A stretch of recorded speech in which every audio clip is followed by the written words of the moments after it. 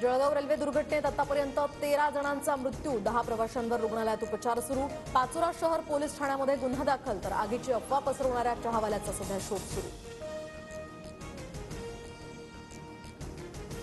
मुख्यमंत्र्यांकडून Jalgaon railway दुर्घटनेतील मृतांच्या नातेवाईकांना 5 लाखांची आर्थिक मदत, जखमींच्या उपचाराचा खर्चही सरकार करणार।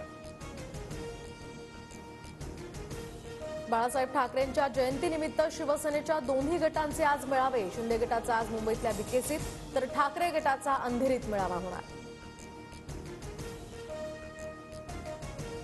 शिवसेनेच्या नावानं चिनी माल बाजारात, भाजपनं चिनी माल बाजारात आणलाय, संजय राऊतांचा शिंदे गटावर निशाणा।